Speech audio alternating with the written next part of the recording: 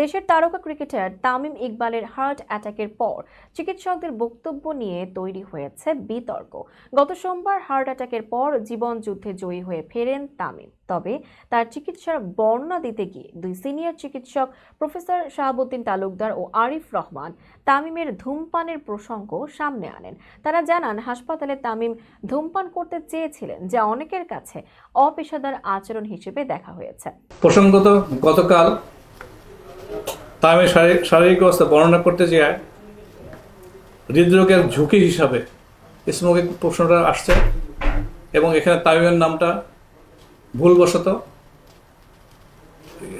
Attach করার জন্য আমি দুঃখিত এবং আমি চাই যে আপনারা এটা মিডিয়ার মাধ্যমে জানানো যে আমরা আসলে রিস্ক ফ্যাক্টর হিসাবে মানে হার্টের রিস্ক ফ্যাক্টর হিসাবে এই প্রশ্নটা করছিলাম।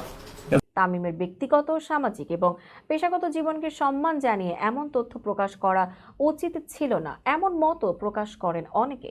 বিতর্কের 24 ঘন্টা পর শুক্রবার এভারকেয়ার হাসপাতালে এক সংবাদ সম্মেলনে ক্ষমা চেয়ে বক্তব্য রাখেন চিকিৎসকরা। প্রফেসর শাহাবুদ্দিন তালুকদার বলেন, ধূমপান হৃদরোগের জন্য ঝুঁকিপূর্ণ, তা বোঝাতে গিয়ে ভুলবশত তামিমকে জড়িয়ে ফেলেছিলাম, সেজন্য দুঃখিত।